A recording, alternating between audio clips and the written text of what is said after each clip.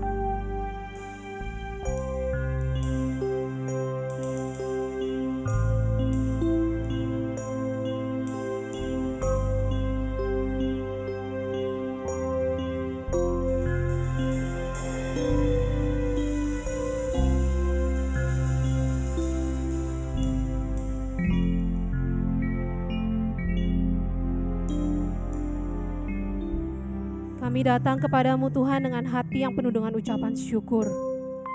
Kalau hari ini kami dapat beribadah kepada Engkau, itu semua karena anugerah yang Engkau berikan bagi kami. Hati kami rindu Tuhan untuk memuji, memuliakan dan mendengarkan firman-Mu. Biar Engkau boleh memberkati ibadah kami ini, dan hanya nama-Mu yang ditinggikan dan dipermuliakan melalui ibadah kami. Terima kasih Tuhan, terima kasih. Kami mau serahkan ibadah kami ke dalam tangan kuasa-Mu. Hanya di dalam nama Tuhan Yesus Kristus, Allah kami yang hidup, kami berdoa. Amin. Pertolongan kita adalah di dalam nama Tuhan yang menjadikan langit dan bumi. Turunlah kiranya atas kita sekalian anugerah dan damai sejahtera dari Allah Bapa dan Tuhan kita, Yesus Kristus. Amin. Mari kita mau memuji Tuhan. Kita mau sembah Dia dengan sepenuh hati kita. Dan sepenuh jiwa kita mau berikan kepada Tuhan. Bless the Lord, oh my soul, oh my soul, worship His holy name. Sing like never before, oh my soul, I'll worship your holy name. The sun comes up, it's a new day dawning. It's time to sing your song again. Whatever may pass and whatever lies before me, let me be singing when the evening comes. Bless the Lord, oh my soul, oh my soul, worship His holy name. Sing like never before, oh my soul, I'll worship your holy name. You're rich in love and you're slow to anger. Your name is great and your heart is kind. For all your goodness I will keep on singing. 10,000 reasons for my heart to find. Bless the Lord, oh my soul, oh my soul, worship His holy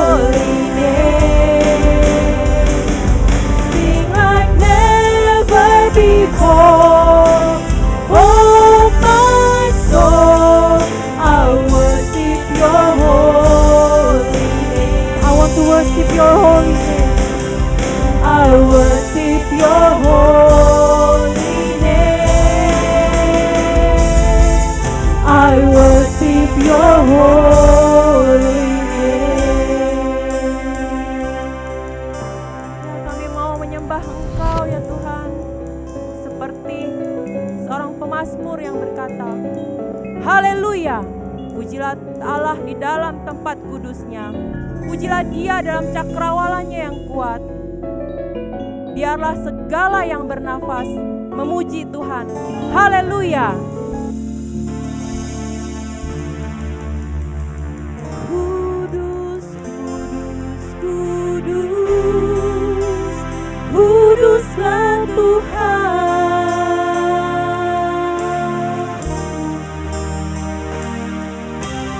Suci, suci, suci, sucilah Tuhan. Engkau Allah yang kudus, kudus, kudus, kuduslah Tuhan. Engkau suci Tuhan. Suci, suci, suci, sucilah Tuhan.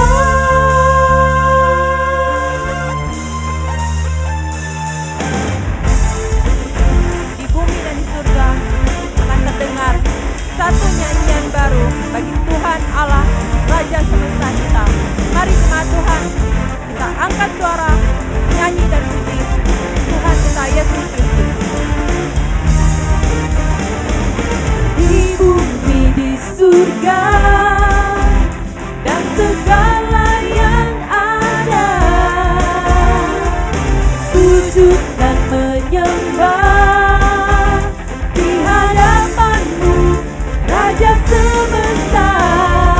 Langit pun terbuka, sorak-sorai sukacita, gembira bergema, badai gemuruh, ombak samudra terdengar. Kudus, kudus, kudus, kuduslah Tuhan. Engkau suci Tuhan. Suci, suci, suci, sucilah Tuhan. Kudus, kudus, kudus, kuduslah Tuhan. Suci, suci, suci, sucilah Tuhan. Di bumi, di surga, di bumi, di surga, dan segala yang ada, sujud dan menyembah di hadapan-Mu, Raja semesta. Langit pun terbuka, sorak-sorai sukacita, gembira bergema, badai gemuruh, ombak samudra terdengar. Kudus, kudus, kudus, kuduslah Tuhan. Suci, suci, suci, sucilah Tuhan. Kudus, kudus, kudus, kudus, kudus, kudus, kuduslah Tuhan. Suci, suci, suci, sucilah Tuhan.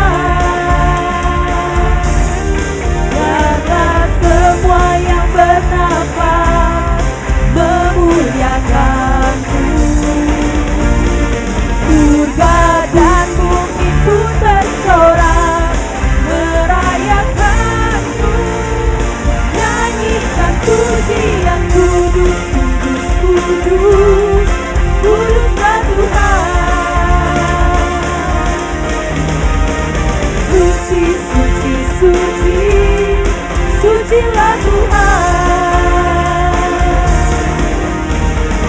Kudus, kudus, kudus, kuduslah Tuhan. Engkau adalah Allah yang suci,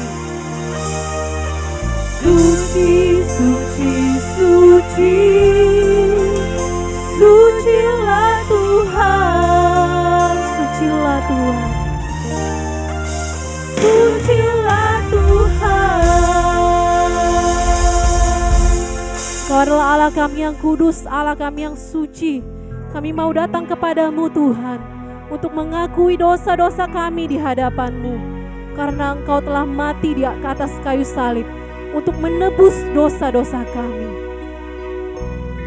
Mari Bapak Ibu Saudara, kita mau datang kepada Tuhan. Kita mau mengakui dosa-dosa kita di hadapan-Nya.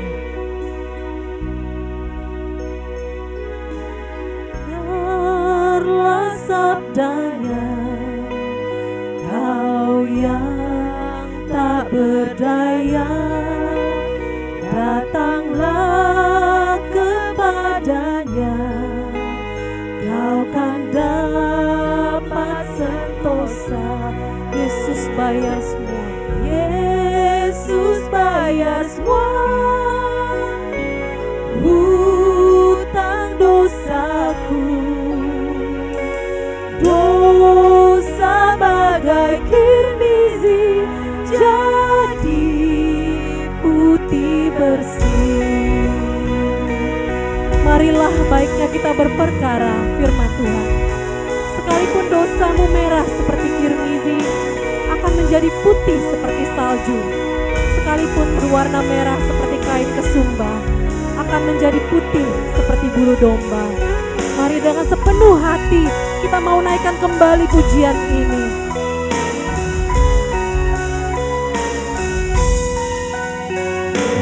Adalah padaku suatu kebaikan, tapi darah Tuhanku memberikan kelepasan.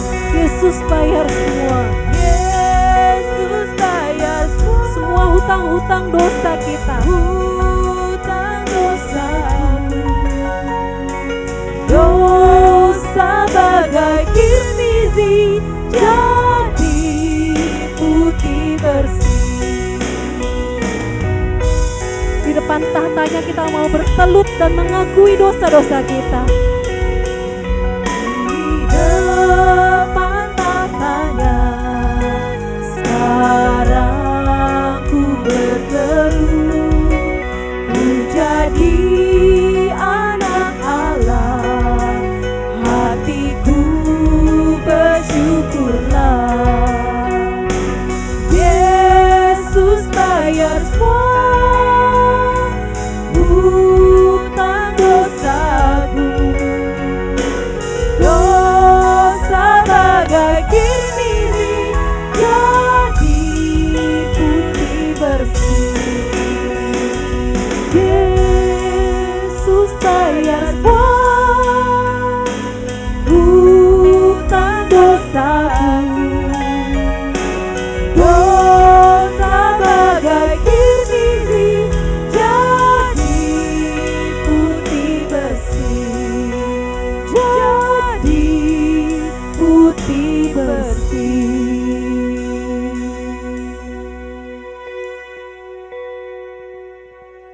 Jemaat yang dikasihi oleh Tuhan Yesus Kristus, mari kita datang kepada Tuhan di dalam doa.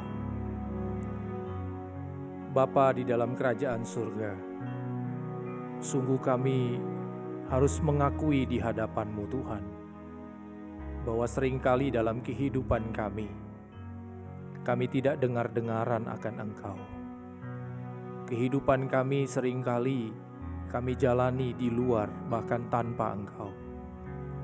Kehidupan kami seringkali kami jalani sekehendak hati kami ya Tuhan. Itu sebabnya tidak heran dalam kehidupan kami seringkali menunjukkan sebagai orang-orang yang berdosa, yang tidak lagi seturut dengan firman-Mu, yang seringkali perkataan kami tidak mencerminkan sebagai anak-anak Tuhan, yang seringkali di dalam tindak tanduk kami tidak menyaksikan terang Tuhan. Ya Tuhan, itulah kami, orang-orang yang berdosa, orang-orang yang sesungguhnya yang sepatutnya dimurkai. Tetapi Tuhan, di dalam kasih-Mu yang besar, Engkau menebus kami dari kuasa dosa. Engkau menyelamatkan kami dari lubang maut. Kami bersyukur dan berterima kasih Tuhan. Oleh karena kasih dan kemurahan-Mu, Engkau membayar kami dengan diri-Mu sendiri, bahkan sampai mati di kayu salib, untuk merebut kami dari kuasa dosa. Ya Tuhan, kami sungguh bersyukur dan berterima kasih. Biarlah di dalam kehidupan kami ya Tuhan, kami gunakan kehidupan ini untuk senantiasa memuliakan nama-Mu, menjadi terang bagi sekitar kami, menjadi kesaksian yang nyata bagi dunia yang membutuhkan terang-Mu. Inilah kami ya Tuhan. Terima kasih untuk pengampunan dosa yang Engkau berikan bagi kami. Di dalam nama Tuhan Yesus Kristus, kami berdoa, kami bersyukur. Amin. Jemaat yang dikasihi oleh Tuhan Yesus Kristus, dengarlah janji pengampunan dosa yang terambil dari Yesaya 53 ayatnya yang kelima. Demikian firman Tuhan. Tetapi Dia tertikam oleh karena pemberontakan kita, Dia diremukan oleh karena kejahatan kita. Ganjaran yang mendatangkan keselamatan bagi kita ditimpakan kepadanya, dan oleh bilur-bilurnya kita menjadi sembuh. Jemaat sekalian, biarlah kita boleh menjadi umat yang tahu berterima kasih oleh karena pengorbanan Tuhan bagi kita, membebaskan kita dari ikatan kuasa dosa. Di atas salib, Dia telah membayar segala sesuatunya. Hanya karena salib, kita boleh dibebaskan, kita boleh dimenangkan. Mari kita naikkan syukur kita nyanyikan, karena salib-Mu. Karena salib-Mu, ku hidup. Karena salib-Mu, ku menang. Engkau yang berkuasa, sanggup untuk melakukan mujizat-Mu di hidupku. Sekali lagi, maka karena salib-Mu Tuhan, karena salib-Mu, ku hidup. Karena salib-Mu, ku menang. Engkau yang berkuasa, sanggup untuk melakukan mujizat-Mu di hidupku.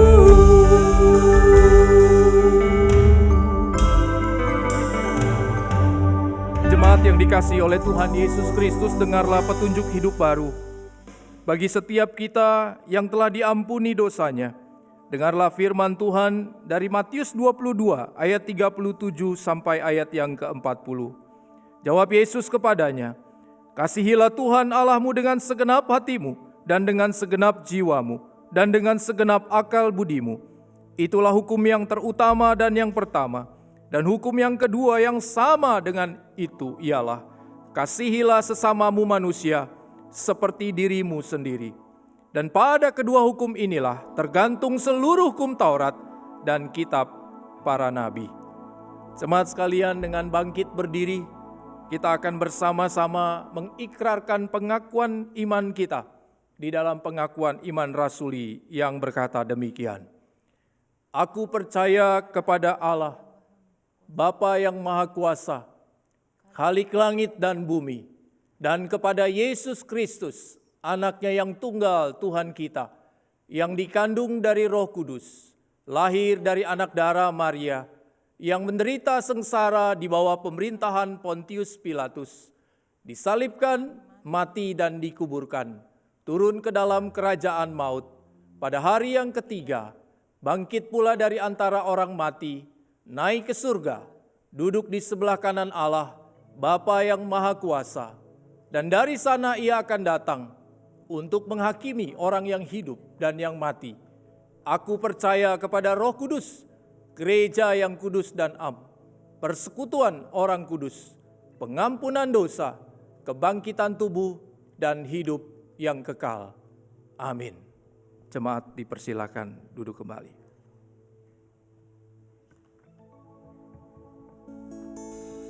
Tiba saatnya kita akan mendengarkan firman Tuhan.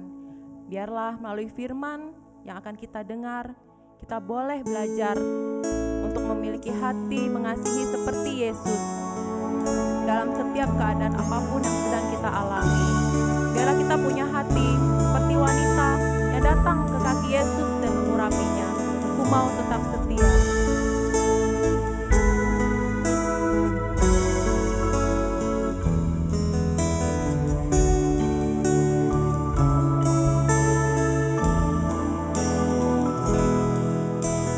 Seperti wanita mengurapimu, menangis di bawah kakimu. Demikian hidupku mau mengasihimu. Yesus, Engkau baik bagiku. Sampai akhir ku menutup mata, ku tetap setia menanti janjimu. Sampai ku dapatkan mahkota kehidupanku, ku tetap setia untuk melayanimu. Mari kita mau katakan seperti wanita mengurapimu ya Tuhan. Seperti wanita mengurapimu, menangis di bawah kakimu. Demikian hidupku mau mengasihimu. Yesus, Engkau baik bagiku. Sampai akhir ku menutup mata, ku tetap setia menanti janjimu. Sampai ku dapatkan mahkota kehidupanku, ku tetap setia untuk melayanimu. Sampai akhir ku menutup mata, ku tetap setia menanti janjimu.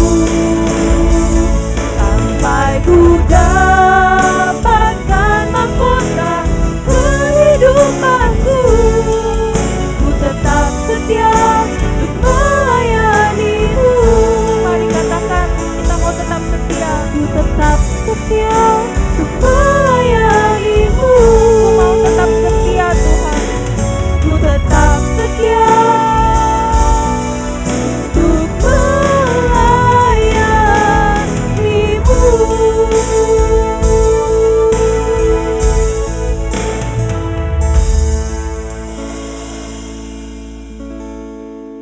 Salam sejahtera saudara-saudara di dalam Kristus, dimanapun saudara berada untuk beribadah kepada Tuhan pada hari ini. Kita akan merenungkan firman Tuhan, dan sebelum itu mari saya mengajak saudara sekalian kita sama-sama berdoa mohon Tuhan memimpin untuk pemberitaan firman ini. Kita berdoa. Kami bersyukur Tuhan untuk firman yang hidup, firman yang ajaib yang Engkau berikan kepada kami, dan kami sungguh membutuhkan firman Tuhan, kebenaran-Mu, terang-Mu, menuntun jalan kami. Oleh sebab itu Tuhan, kasihanilah kami dan berkatilah kami. Melalui pemberitaan firman ini, kami boleh semakin mengenal siapa Tuhan Yesus yang kami sembah. dan bagaimana kami harus merespons kepada Tuhan yang begitu ajaib dan besar buat kami. Biarlah Tuhan sendiri akan meneduhkan hati kami dan memberkati melalui firman ini.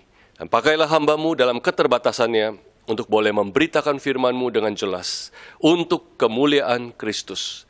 Terima kasih Tuhan, demi nama Tuhan Yesus kami bersyukur dan berdoa. Amin. Saudara, mari kita membuka firman Tuhan, dan hari ini kita akan membaca dari Injil Markus pasal yang ke-8 ayat 1 sampai 9. Kita melihat Injil Markus pasal yang ke-8 ayat 1 sampai 9. Saya akan membacakan untuk saudara sekalian. Demikian firman Tuhan dari Injil Markus pasal 8. Pada waktu itu, ada pula orang banyak di situ yang besar jumlahnya, dan karena mereka tidak mempunyai makanan, Yesus memanggil murid-muridnya dan berkata, "Hatiku tergerak oleh belas kasihan kepada orang banyak ini. Sudah 3 hari mereka mengikuti aku, dan mereka tidak mempunyai makanan. Dan jika mereka kusuruh pulang ke rumahnya dengan lapar, mereka akan rebah di jalan, sebab ada yang datang dari jauh." Murid-muridnya menjawab, "Bagaimana di tempat yang sunyi ini orang dapat memberi mereka roti sampai kenyang?" Yesus bertanya kepada mereka, "Berapa roti ada padamu?" Jawab mereka, 7. Lalu ia menyuruh orang banyak itu duduk di tanah. Sesudah itu ia mengambil ke-7 roti itu, mengucap syukur, memecah-mecahkannya, dan memberikannya kepada murid-muridnya untuk dibagi-bagikan. Dan mereka memberikannya kepada orang banyak. Mereka juga mempunyai beberapa ikan, dan sesudah mengucap berkat atasnya, ia menyuruh supaya ikan itu juga dibagi-bagikan. Dan mereka makan sampai kenyang. Kemudian orang mengumpulkan potongan-potongan roti yang sisa sebanyak 7 bakul. Mereka itu ada kira-kira 4.000 orang. Lalu Yesus menyuruh mereka pulang. Demikian pembacaan firman pada hari ini. Saudara, salah satu keunikan dari Injil Markus adalah bahwa di dalam Injil ini karakter murid-murid Yesus itu tidak ditutup-tutupi atau tidak disembunyikan keburukannya. Murid-murid Yesus ditampilkan apa adanya. Deskripsi tentang murid-murid itu tidak diberi kosmetik untuk mempercantik, untuk memperindah karakter mereka. Injil Markus menampilkan karakter murid-murid Yesus apa adanya. Dan seringkali kita melihat dalam Injil Markus, mereka digambarkan sebagai orang-orang yang sulit percaya kepada Yesus. Mereka digambarkan sebagai orang-orang keras kepala dan seringkali gagal paham. Misalnya, saudara, kalau kita melihat dalam episode yang sangat terkenal, ketika murid-murid di atas perahu bersama Yesus menyeberangi danau di mana timbul angin topan di danau itu, dalam Injil Markus 4, kita ingat bukan, Yesus berkata kepada murid-muridnya, bahkan menegur mereka dengan perkataan, "Mengapa kamu begitu takut? Mengapa kamu tidak percaya?" Saudara lihat, murid-murid Yesus digambarkan apa adanya, mereka orang penakut, mereka orang yang tidak percaya. Atau bahkan kalau kita lihat contoh lain, hanya beberapa ayat sesudah ayat yang kita baca tadi. Kalau kita lanjutkan sampai Markus 8 ayat 17, kita melihat sekali lagi murid-murid Yesus tidak mengerti perkataan Yesus. Maka Yesus kembali menegur mereka di sana, pasal 8 ayat 17, "Mengapa kamu memperbincangkan soal tidak ada roti? Belum jugakah kamu faham dan mengerti? Telah degilkah hatimu?" Saudara melihat, lagi-lagi murid Yesus digambarkan sebagai orang-orang gagal paham. Mereka digambarkan sebagai orang-orang degil hatinya, yang keras kepala, yang sulit mengerti bahkan percaya kepada Yesus. Maka saudara, di dalam Injil Markus, murid-murid Yesus seringkali digambarkan mereka adalah orang-orang yang punya mata, tapi tidak bisa melihat. Mereka orang-orang yang punya telinga, tapi tidak bisa mengerti. Mereka digambarkan sebagai orang-orang yang unperceptive, yang gagal paham. Mereka seperti orang-orang buta rohani dan tuli rohani karena mereka tidak bisa melihat apa yang seharusnya mereka lihat. Itulah gambaran murid-murid Yesus dalam Injil Markus. Dan gambaran seperti itu persisnya juga terdapat dalam perikop yang kita baca tadi, di dalam kisah Yesus memberikan makan kepada 4.000 orang. Saudara, kita melihat ada satu situasi yang sangat sulit dari apa yang kita baca tadi. Ada satu dilema yang memang tidak mudah untuk diatasi.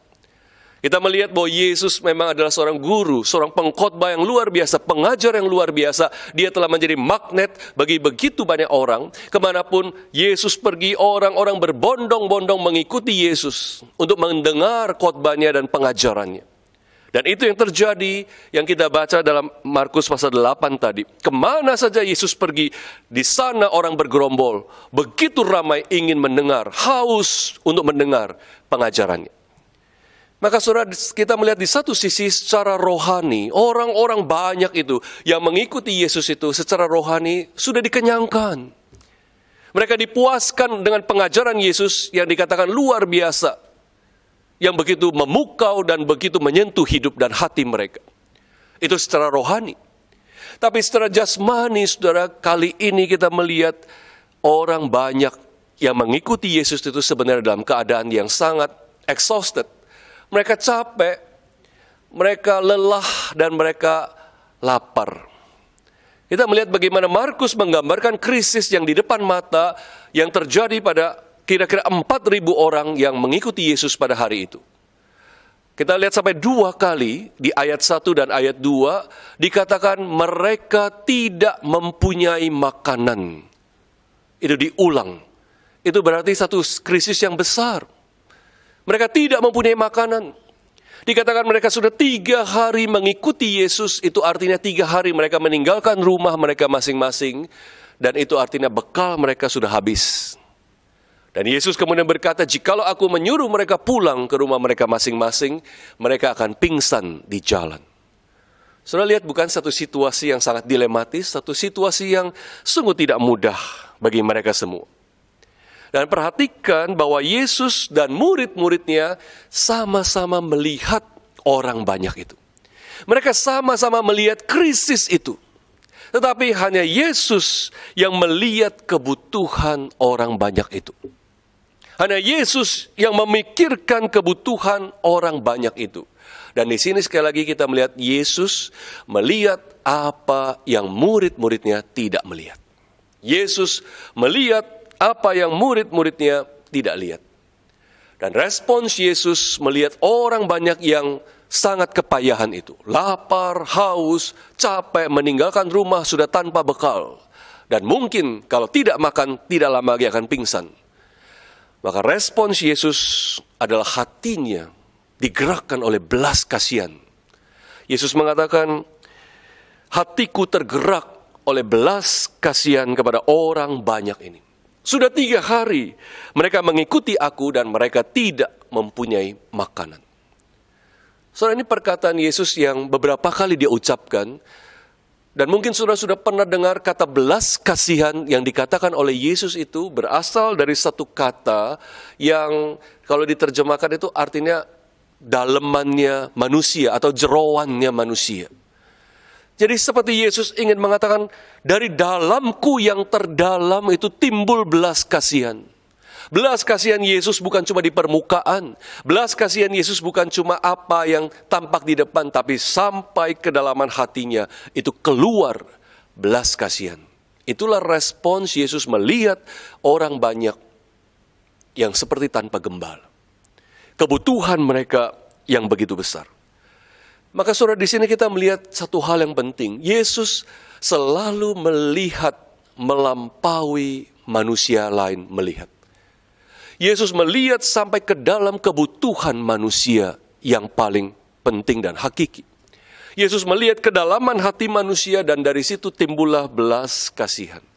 Yesus selalu melihat melampaui apa yang manusia lihat. Saudara tentu ingat cerita yang sangat terkenal tentang Zakheus yang seringkali dinyanyikan anak-anak sekolah minggu, orang pendek. Zakheus orang pendek, memang dia pendek. dan diceritakan dalam Lukas 19, bagaimana pada satu hari Yesus melewati Yeriko, daerah tempat kerjanya Zakeus. Dan Zakeus begitu ingin melihat Yesus, tapi karena orang ramai begitu banyak, dia memikirkan satu cara yang pintar. Dia naik pohon supaya dari atas dia bisa melihat Yesus dengan jelas.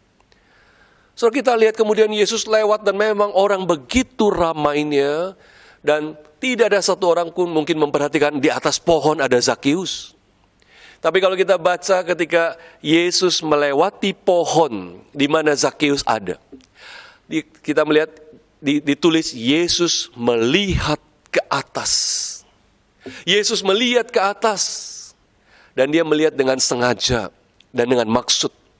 Dan dia berkata, Zakeus, turunlah, sebab hari ini juga aku harus menumpang di rumahmu. Maka saudara, Zakeus turun, dan kita tahu cerita berikutnya bagaimana hari itu hidup Zakeus diubahkan. Bagaimana hidup Zakeus yang tadinya berorientasi kepada uang, harta, bahkan dengan cara yang jahat memeras orang, kemudian diubahkan oleh Yesus, sehingga Zakeus menjadi orang yang memiliki Yesus dalam hidupnya, dan dia melepaskan segala keserakahannya terhadap uang. Dia katakan, setengah dari hartaku akan kuberikan kepada orang miskin, dan jikalau ada yang kuperas akan kukembalikan 4 kali lipat. So, itu semua terjadi karena Yesus melihat Zakeus. Maka saudara, kalau kita pikir cerita itu sungguh sebenarnya terbalik, bukan? Kalau kita lihat sebenarnya yang ingin melihat itu siapa? Zakeus. Zakeus ingin melihat Yesus. Zakeus bermaksud melihat Yesus. Tapi kenyataannya apa yang terjadi hari itu sesungguhnya Yesus melihat Zakeus. Yesus melihat kebutuhan Zakeus yang paling dalam, dan dia mengubah hidup Zakeus pada hari itu. Maka saudara, kita melihat Yesus melihat apa yang manusia tidak lihat. Atau Yesus melihat tidak seperti seorang pun melihat. Itulah Tuhan kita yang kita sembah. Maka saudara, hari ini kita bersyukur apapun kondisi kita yang paling sulit, jangan kita berpikir Yesus tidak lihat. Jangan kita berpikir Yesus tidak tahu atau bahkan tidak peduli. Yesus melihat sampai kedalaman masalah kita, kebutuhan kita, krisis yang kita alami. Hari ini kita semua tahu kita masih dalam kondisi yang sangat terdampak parah oleh pandemi COVID-19 ini. Dan kita melihat, kita mendengar krisis itu begitu nyata. Ada begitu banyak orang yang kehilangan pekerjaan. Ada begitu banyak orang yang usahanya sampai harus tutup. Ada begitu banyak orang yang sampai tidak tahu bagaimana membayar pegawainya. Ada begitu banyak orang yang bahkan tidak tahu bagaimana besok makan. Saya menonton salah satu stasiun TV kemarin, di mana ada reporter yang mewawancarai orang-orang yang tidur di depan toko, emperan toko, karena tadinya mereka kos, dan mereka kemudian tidak punya pekerjaan lagi, dan mereka tidak punya uang bayar kos, dan mereka ramai-ramai tidur di emperan toko. Ini krisis yang nyata di depan kita, dan setiap orang terdampak dalam caranya masing-masing. Tapi saudara, Yesus melihat kita. Yesus melihat saudara dan krisis yang saudara alami seperti apa yang kita baca hari ini.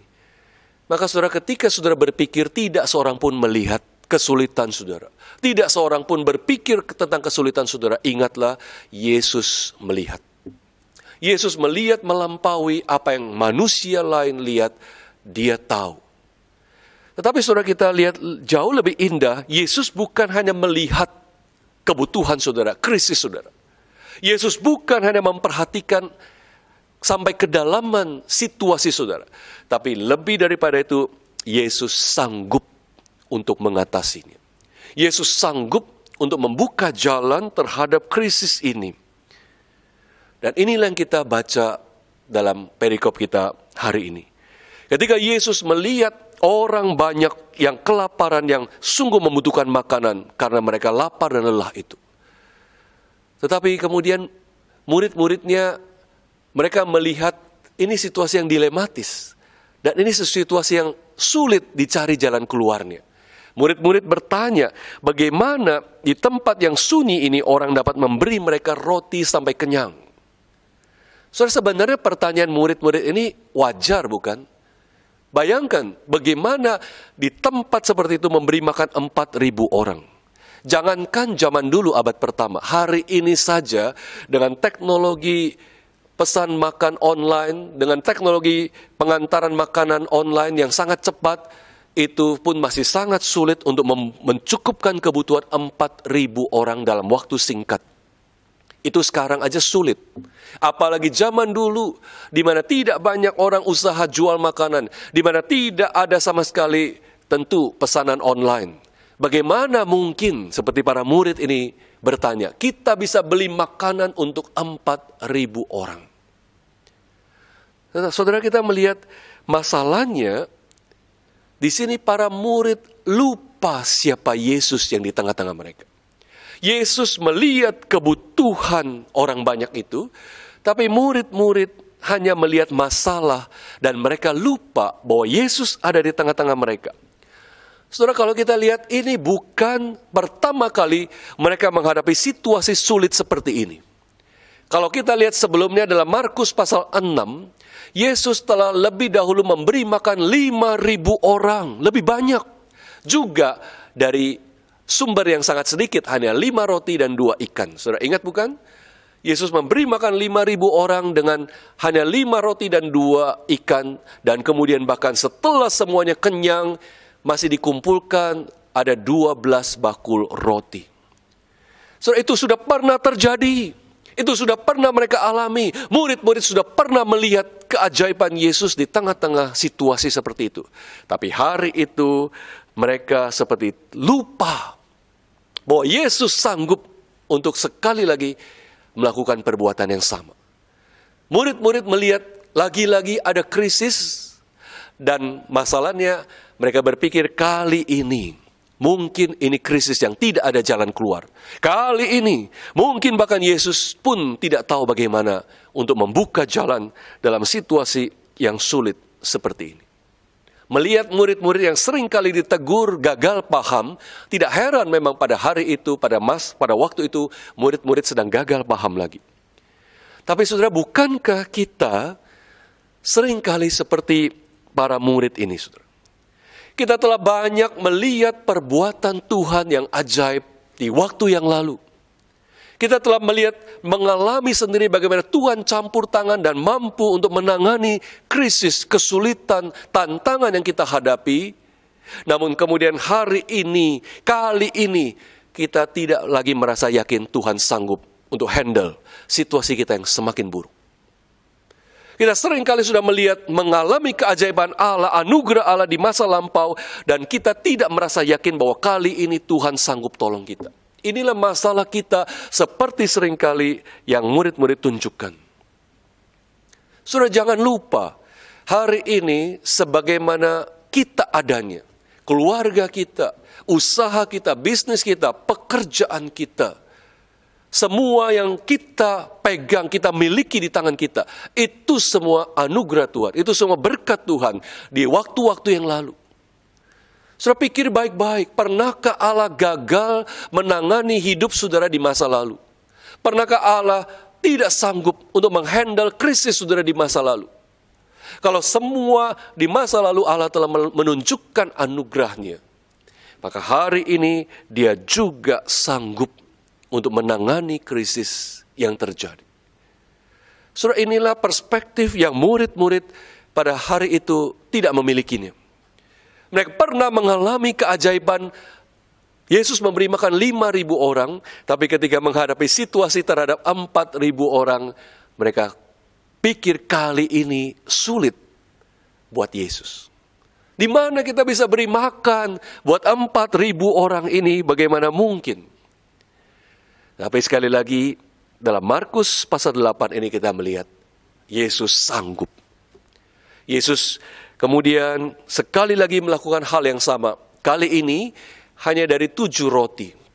Dari 7 roti, Yesus melipat gandakannya, ditambah beberapa ikan, dan kemudian membagi-bagikan kepada mereka, dan mereka semua makan sampai kenyang. Dikatakan mereka makan sampai kenyang. Bahkan ada lagi juga kelebihan 7 bakul potongan roti. Saudara, saya lebih suka sebenarnya terjemahan yang lebih tepat, mereka makan dan dipuaskan. Mereka makan dan dipuaskan. Itu terjemahan yang lebih tepat. Itu artinya bagaimana Yesus tahu kebutuhan manusia yang terdalam dan dia sanggup memuaskan kebutuhan itu. Karena itulah yang Yesus lihat perlu untuk dipuaskan. Yesus sanggup kapanpun, dalam situasi apapun, dalam krisis yang keberapa kali pun, dia sanggup untuk memuaskan kebutuhan orang yang dia lihat mereka butuh. Saudara, disinilah kita melihat satu kebenaran yang sangat penting tentang siapa Yesus. Yesus, dia bukan hanya sekedar pembuat mujizat. Yesus, dia bukan hanya sekedar dokter ajaib yang mampu melakukan hal-hal yang luar biasa. Tapi apa yang Yesus lakukan ini sedang menyatakan keilahiannya. Saudara, Yesus sedang sekali lagi memperkenalkan, mengingatkan bahwa dialah sang roti hidup itu. Yesus adalah roti hidup.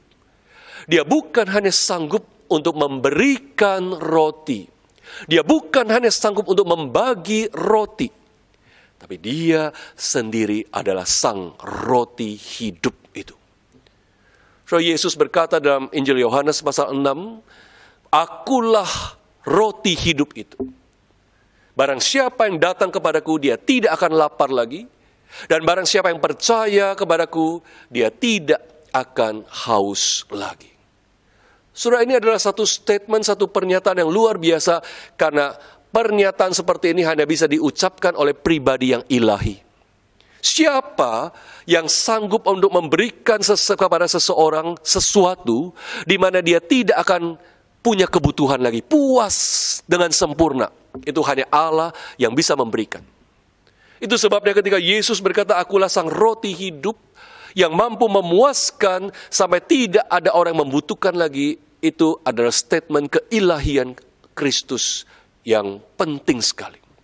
Yesus berkata juga dalam Yohanes 6, dialah roti yang telah turun dari surga untuk memberikan hidup kepada dunia.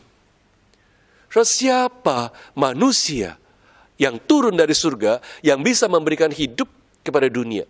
Hanya pribadi Allah yang sanggup melakukannya. Maka saudara, apa yang Yesus lakukan di depan orang banyak ini bukan sekedar pertunjukan mujizat biasa. Ini adalah satu pernyataan keilahian Yesus yang sangat penting. Dia menyatakan dirinya adalah roti hidup.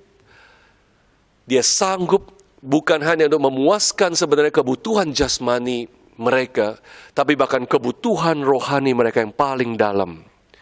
Sehingga mereka tidak akan kekurangan apapun lagi. Hanya Allah yang bisa memberikan hidup yang dimana hidup itu tidak membutuhkan apapun lagi, puas, cukup, tidak lagi ada sesuatu yang kurang. Itu hanya pribadi ilahi yang bisa memberikannya. Maka saudara, di sini kita melihat Yesus sedang menyatakan dirinya sebagai pribadi yang ilahi itu. Yesus bukan hanya memberi roti, tapi dialah sang roti itu. Maka saudara, kita perlu ingat bahwa yang paling penting dalam hidup ini bukan sebenarnya memperoleh roti atau berkat jasmani, tapi adalah mengenal dan memiliki sang roti itu sendiri, sang pemberi itu sendiri. Itu jauh lebih penting dan lebih berharga. Dan kita bersyukur untuk itu. Yesus menyatakan dirinya sebagai sang roti hidup itu. Saudara, perhatikan bahwa dalam peristiwa yang kita baca ini, yang mempunyai peranan utama adalah Yesus, bukan? Dia yang sanggup melipat gandakan dan memberikan roti dan ikan itu kepada 4.000 orang di sana. Tapi Yesus, dia ingin mengajar murid-muridnya untuk punya hati seperti dia.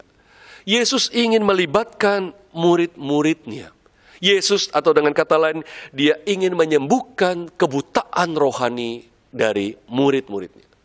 Problem para murid kita sudah melihat, mereka tidak melihat apa yang seharusnya mereka lihat. Mereka tidak menangkap apa yang seharusnya mereka tangkap, dan Yesus ingin mengajar mereka supaya mereka bisa punya mata seperti mata Yesus dan punya hati seperti hati Yesus. Saudara, tapi kita harus akui memang hal ini tidak mudah, bukan? Gampang diucapkan, punya mata seperti mata Yesus, punya hati seperti hati Yesus, tapi kita harus akui itu sesuatu yang tidak mudah. Apalagi saudara, hari ini kita hidup di tengah-tengah dunia dengan ritme yang sangat sibuk. Kita dari pagi bangun sudah buru-buru harus bersiap-siap ke dalam pekerjaan, dalam urusan kita sehari-hari, sehingga kita sulit sekali lagi memperhatikan orang lain. Jangankan orang di luar, keluarga kita pun seringkali kita udah tidak perhatikan baik-baik. Bahkan mungkin kita masih melihat anggota keluarga kita tiap hari, tapi kita tidak tahu kebutuhan mereka yang paling dalam. Apalagi orang luar. Apalagi orang di jalan, dimanapun yang kita temui. Kita hidup dalam ritme kehidupan yang sangat tegang, sangat sibuk, sangat cepat. Dan kemudian kita juga hidup di dalam dunia yang cenderung semakin individualistis. Yang semakin egois, yang menjaga kepentingan diri, yang menjaga kecukupan diri, dan itu yang paling penting. Dan orang lain jarang masuk dalam pikiran atau pertimbangan kita. Maka saudara, hari ini kita mengakui untuk punya mata seperti mata Yesus, hati seperti hati Yesus bukanlah hal yang gampang. Tapi saudara, kita jangan lupa, Yesus sang roti hidup itu. Ketika dia memberikan hidupnya bagi kita dan kita berbagian dalam sang roti hidup yang memuaskan kita itu, maka satu-satunya dampak yang harusnya timbul dalam hati kita apa? Kalau orang puas itu luber, berlimpah. Orang yang seperti ember yang diisi air dengan keran yang tidak pernah ditutup sehingga airnya melimpah ruah. Itulah harusnya hidup kita. Dan dengan sumber sang roti hidup itulah kita sanggup untuk memperhatikan, melihat orang seperti Yesus melihat. Memang ini tidak mungkin kecuali kita punya relasi yang benar dengan Yesus Kristus, sang roti hidup itu. Dengan kita memiliki bagian di dalam roti hidup ini, kita mampu untuk melakukannya. Maka saudara, kita perlu belajar untuk slow down, untuk memperlambat hidup kita, supaya kita bisa melihat orang-orang sekitar kita. Supaya kita bisa seperti melihat lebih dalam dari apa yang kita lihat di permukaan. Kebutuhan mereka yang mungkin Tuhan mau pakai kita untuk menolong mereka. Saudara, coba saudara slow down dan saudara ingat dan saudara lihat. Mungkin saudara sekali-kali perlu bertanya kepada satpam di tempat saudara kerja. Yang waktu sebelum PSBB atau sebelum karantina, stay at home, dia setiap hari di kantor, dia bantu saudara parkir kendaraan saudara. Satpam yang mungkin setiap hari bantu menyeberangkan saudara ke seberang jalan. Atau saudara perhatikan office boy yang mungkin hampir setiap hari membelikan saudara makanan. Office boy yang hampir tiap hari mencuci piring sisa bekas makanan saudara di kantor. Saudara, pernahkah saudara bertanya kepada mereka, "Mbak, apa kabar? Istri bagaimana? Anak bagaimana?" Pernahkah saudara berpikir mungkin hari itu mereka masuk kerja, tapi di rumah anaknya sakit dan tidak ada biaya? Saudara, pernahkah berpikir hari itu mereka masuk kerja, tapi di rumah anaknya tidak bisa ke sekolah karena tidak punya uang untuk bayar uang sekolah, atau tidak punya seragam? Saudara, pernahkah berpikir mungkin ketika saudara bertemu dengan tukang siomay langganan saudara, tukang bakso langganan saudara, saudara pernahkah tanya mereka bagaimana keadaan mereka? Mungkin rumah mereka sedang dalam kesulitan karena atap yang bocor, rusak berat sedangkan musim hujan, dan mereka tidak punya biaya memperbaiki atap yang bocor itu. Ini saya tahu karena saya pernah ngobrol dengan seorang tukang siomay yang punya krisis seperti ini, saudara. Ada banyak kebutuhan sebenarnya yang kalau kita slow down hidup kita, memperlambat ritme hidup kita, kita akan menemukan apa yang Tuhan ingin kita lakukan untuk orang-orang seperti ini.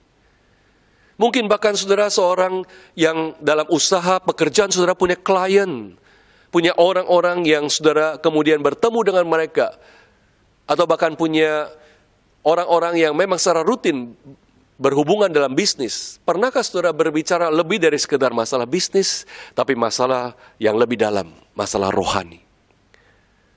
Saudara, kita berdoa supaya Tuhan memberikan kita satu hikmat menemukan satu divine appointment, satu perjanjian ilahi di mana Allah mempertemukan kita dengan orang tertentu yang Tuhan mau pakai kita, melihat mereka seperti Yesus melihat, mengerti mereka seperti Yesus mengerti mereka, dan menolong mereka.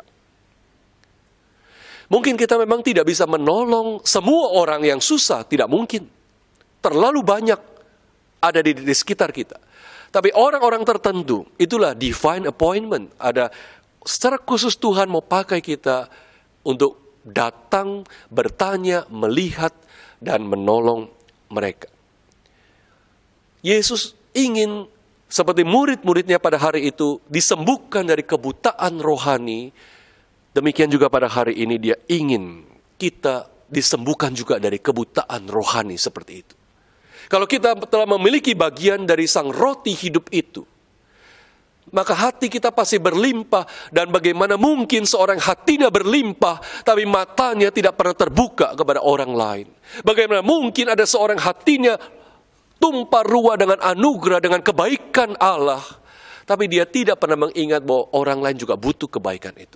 Itu bukan orang yang mengalami sang roti hidup. Tapi sebaliknya, orang yang mengalami sang roti hidup, dia akan sensitif kepada orang-orang yang memang sungguh membutuhkan, seperti 4.000 orang di depan mereka itu, yang dalam situasi yang sangat krusial, mereka perlu untuk dibantu. Maka saudara, disinilah kita melihat Yesus ingin mengajar kita untuk memperhatikan, melayani, dan ada bersama dengan orang-orang yang juga dalam kelemahan. Yesus ingin kita melayani seiring dengan hatinya, dengan matanya, dan dengan kasihnya. Kalau kita telah berbagian dalam roti hidup yang melimpah itu, yang memuaskan, tidak ada habis-habisnya itu, maka tidak ada respons yang lain yang patut kita berikan selain kita juga belajar melihat sekitar kita. Saudara, lebih lanjut, kalau kita kembali kepada cerita Yesus memberikan makan kepada 4.000 orang ini. Pernahkah saudara berpikir kenapa cerita ini ditulis sekali lagi? Atau maksudnya ditulis setelah kita membaca di pasal 6, Yesus memberikan makan kepada 5.000 orang. Jadi ada dua cerita yang hampir sama, bukan?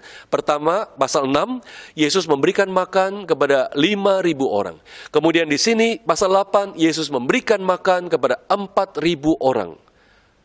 Kisahnya hampir sama. Untuk apa sampai 2 kali dicatat?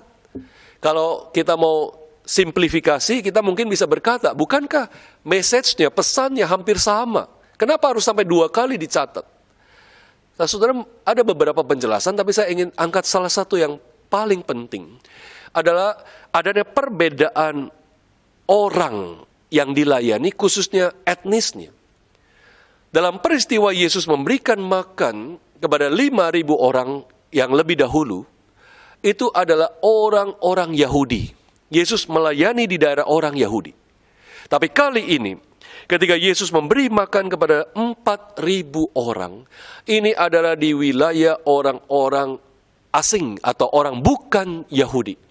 Orang-orang yang dipandang oleh orang Yahudi sebagai, kafir, Gentiles. Mereka adalah orang-orang non-Yahudi yang dipandang lebih rendah daripada orang-orang Yahudi. Kalau kita lihat di pasal 7 ayat 31, di situ ada petunjuk geografis yang penting. Dikatakan Yesus telah sampai di daerah Dekapolis di seberang Danau Galilea. Nah, ini adalah daerah Gentiles, tempat orang-orang bukan Yahudi berada. Dan disinilah Yesus mengajar dan kemudian memberi makan kepada mereka.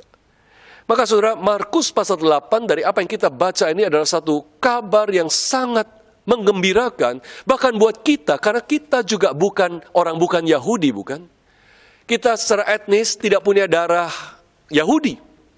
Kita secara etnis bukan keturunan Abraham. Tapi kabar dalam Markus 8 ini sungguh adalah Injil, kabar baik buat kita yang bukan Yahudi. Karena rupanya roti itu juga diberikan kepada orang-orang bukan Yahudi. Kalau waktu 5.000 orang, semua orang itu, orang Yahudi sudah menerima berkat yang luar biasa itu, maka Yesus juga memberikannya kepada 4.000 orang yang bukan Yahudi. Saudara, di abad 1 ketika orang membaca Injil ini, di tengah-tengah prasangka ras yang masih kuat, di tengah-tengah orang Yahudi dan orang non-Yahudi, maka ini adalah satu kabar yang sangat luar biasa. Ternyata keselamatan yang daripada Allah, ternyata berkat yang paling berharga, roti hidup itu, bukan hanya untuk orang Yahudi, tapi juga untuk orang-orang bukan Yahudi. Apa yang Yesus lakukan ini adalah perwujudan atau kenyataan dari apa yang Yesus katakan di pasal sebelumnya, pasal 7, Markus 7, kepada, saudara ingat bukan, seorang perempuan Siro-Fenisia yang datang kepada Yesus, yang meminta Yesus menolong supaya mengusir setan yang ganas dari anak perempuan ini. Saudara, kita tahu dalam pasal 7 itu, persisnya ayat yang ketiga 27, Yesus berkata kepada perempuan Siro-Fenisia itu, biarlah anak-anak makan lebih dulu. Biarlah anak-anak makan lebih dulu.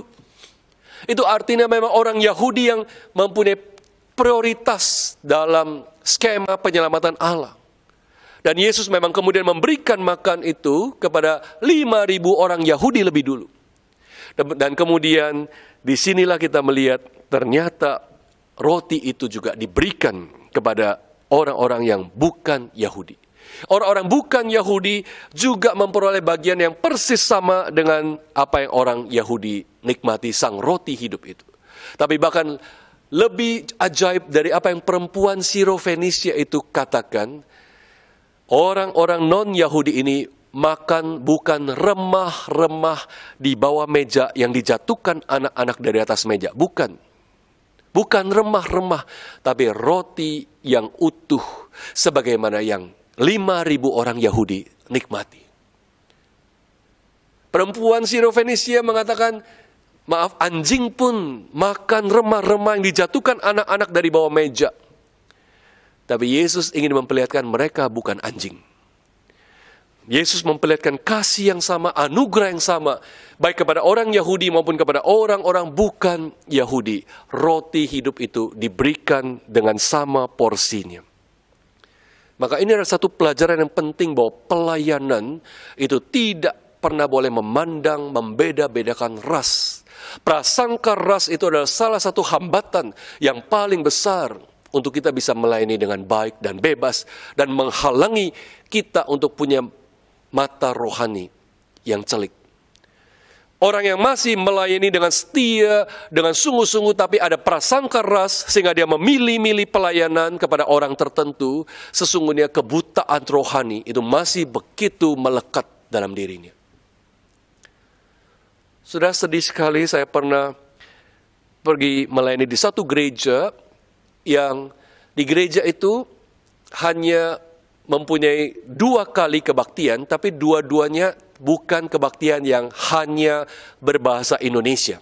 Artinya, 2 kebaktian yang mereka jalankan itu semuanya 2 bahasa.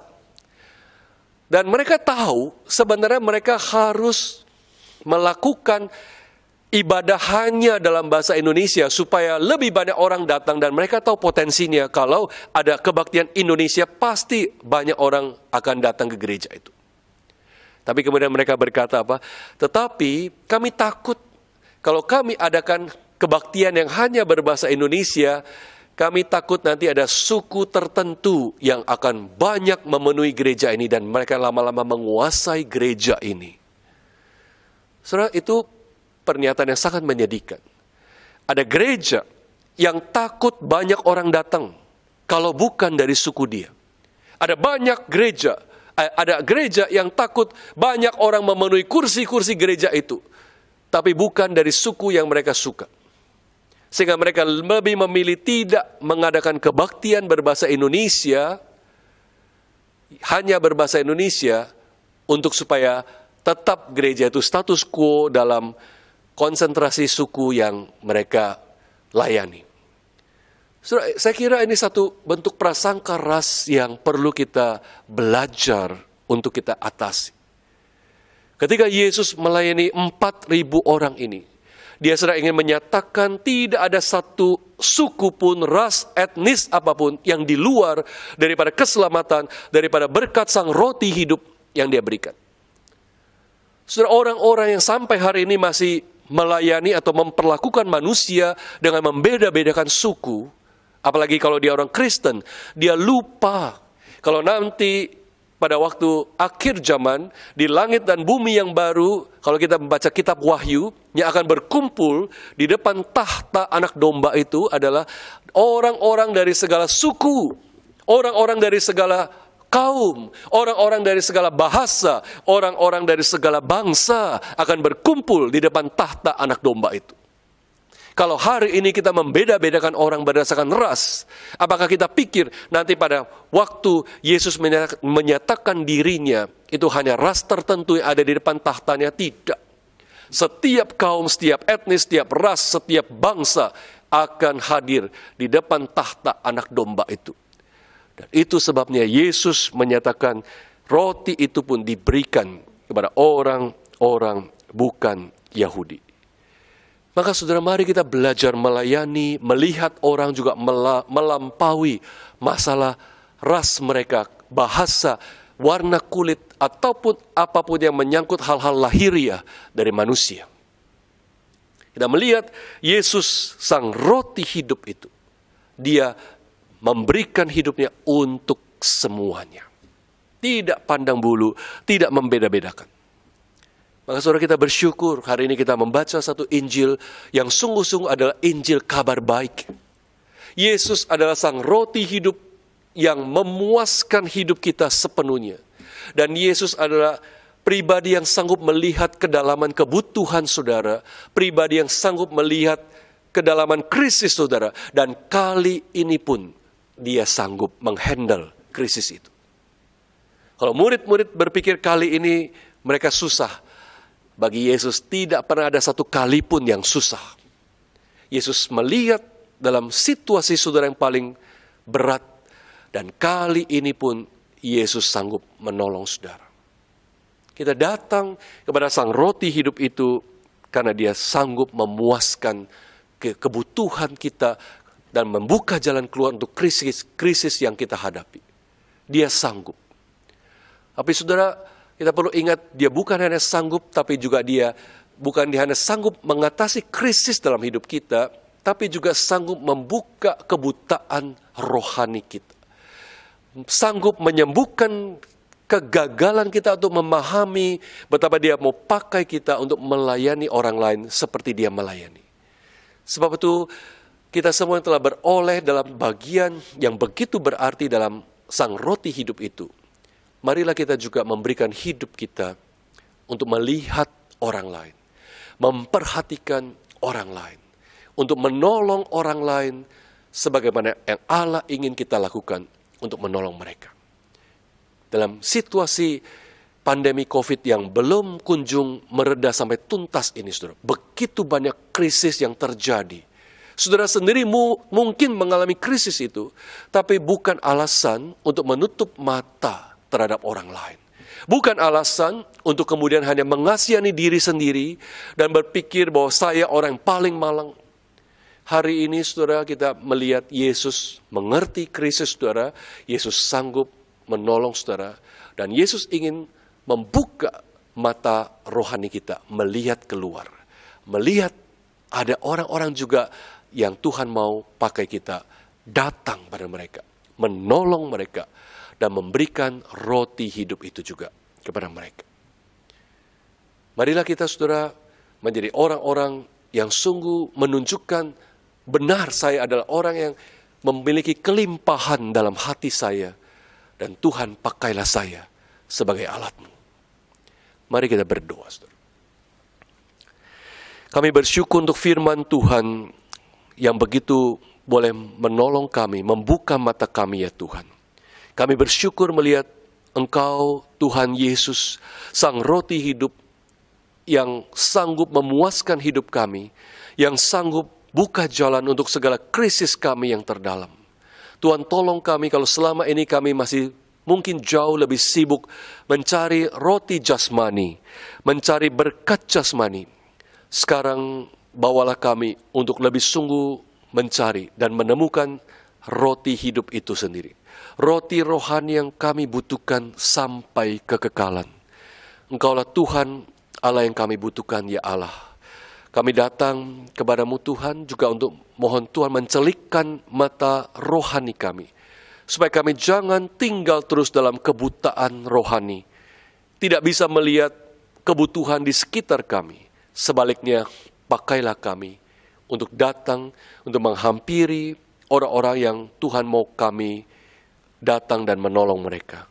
Untuk kemuliaan Kristus. Dan biarlah roti hidup ini sungguh menjadi sesuatu yang memenuhi hidup kami dan melalui kami memenuhi hidup banyak orang. Demi nama Tuhan kami, Yesus Kristus, kami bersyukur dan berdoa. Amin. Bapak, Ibu, Saudara yang terkasih di dalam Tuhan, mari kita mau mengucap syukur atas kebaikan dan kemurahan Tuhan yang boleh terus kita rasakan di dalam kehidupan kita melalui persembahan yang dapat diberikan secara transfer ataupun dapat scan barcode pada yang tertera di layar monitor.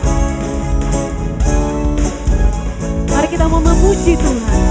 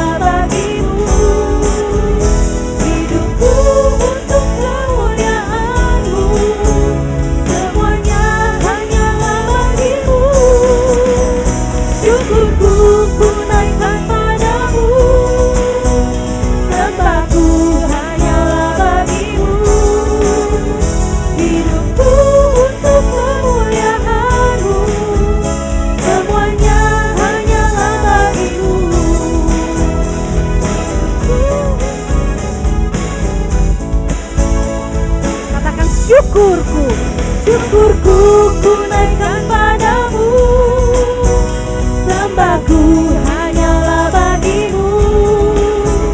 Hidupku untuk kemuliaan-Mu, semuanya hanyalah bagimu. Syukurku ku naikkan padamu, sembahku hanyalah bagimu. Hidupku untuk kemuliaan-Mu, semuanya hanyalah bagimu.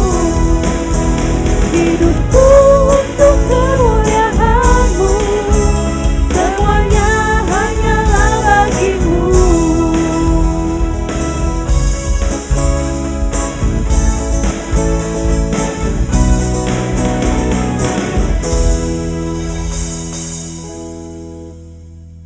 Mengucap syukur untuk kasih setia Tuhan yang terus kami rasakan. Walaupun dalam kondisi seperti ini, ya Tuhan, yang tidak mudah bagi kami, tapi pertolongan-Mu terus kami rasakan. Tuhan, saat ini kami mau datang membawa persembahan kami sebagai ucapan syukur. Kuduskan, sucikan, biar Engkau pakai untuk memperluas kerajaan-Mu, Tuhan. Tuhan, biarlah kami juga boleh belajar untuk tidak hanya memberikan secara materi, tetapi hidup kami mau kami persembahkan untuk memuliakan Engkau dan untuk melayani-Mu, Tuhan. Terima kasih Yesus. Haleluya. Amin.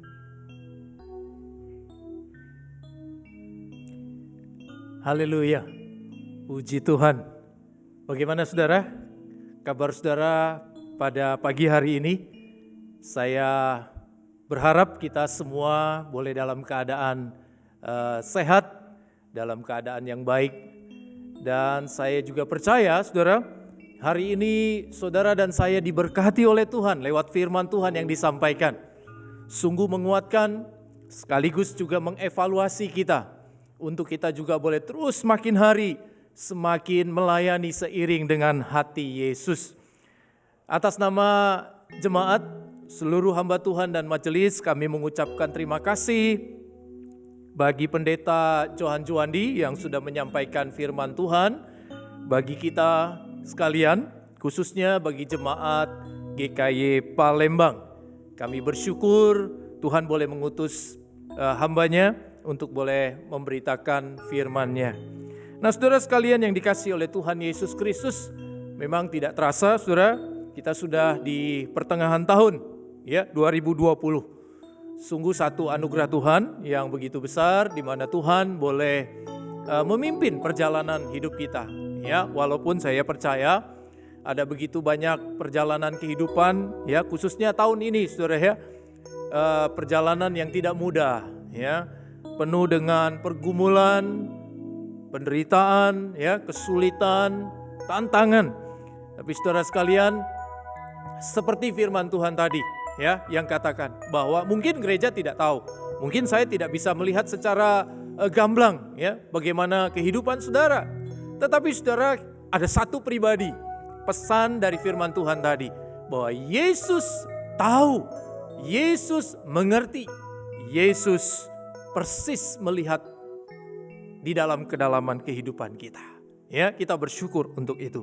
Nah, Bapak Ibu, saudara sekalian, jemaat yang dikasihi oleh Tuhan Yesus Kristus, saya juga terus mengingatkan kepada jemaat sekalian untuk terus boleh tetap berada di saluran YouTube ini, ya, khususnya GKY Palembang, untuk kita terus menikmati berkat Tuhan. Nah, khususnya, saudara ya, untuk minggu ini di dalam kebaktian doa malam yang akan diadakan pada tanggal 23 Juni mendatang. Hari Selasa, saudara ya.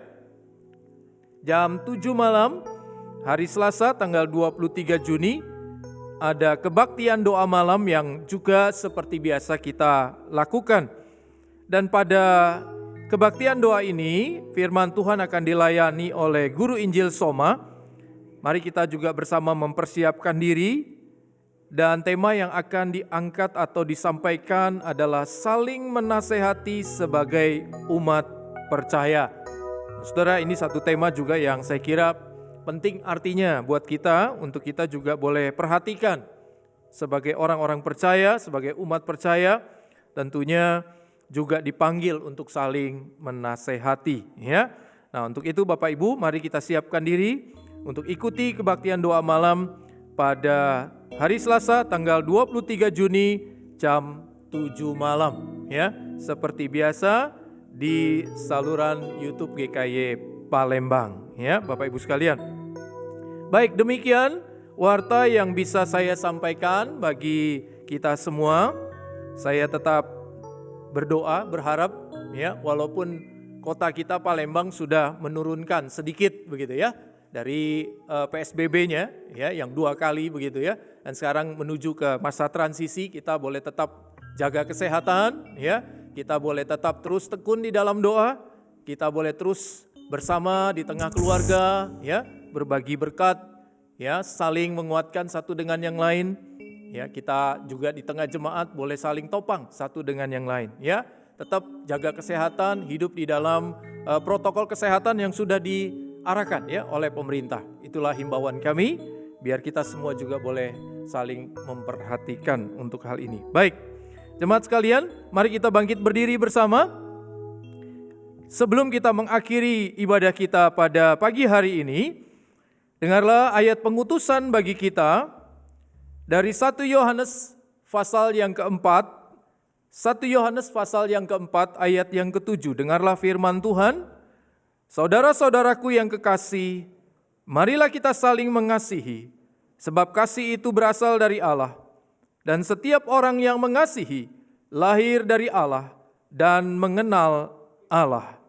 Jemaat sekalian, mari kita kembalikan segala hormat pujian kepada Tuhan. Kita naikkan pujian doksologi. Puji Allah Bapa Putra, puji Allah Roh Kudus, ketiganya yang esa. Pohon selamat sumber berkah.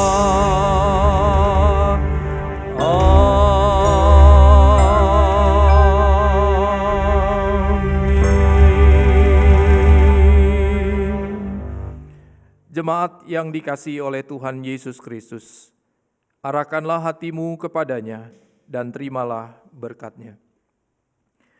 Kiranya Tuhan menyinari wajah-Nya, Tuhan akan memimpin jalan hidupmu, Tuhan akan melimpahkan berkat-Nya bagi setiap engkau. Tuhan akan senantiasa memimpin langkah-langkah kehidupanmu. Tuhan juga yang akan menjaga di setiap kegiatan, di setiap langkah kehidupan kita. Berkat dari Allah Tritunggal, Bapa, Anak, dan Roh Kudus akan memberkati engkau dimanapun engkau berada.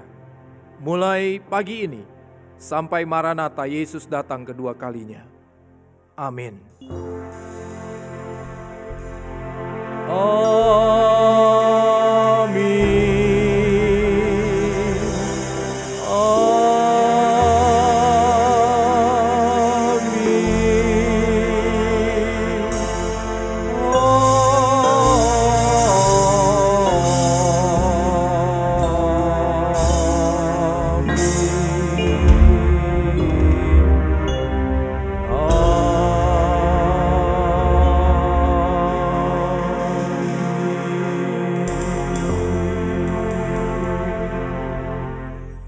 Amin. Selamat hari Minggu, selamat beraktivitas, Tuhan Yesus memberkati.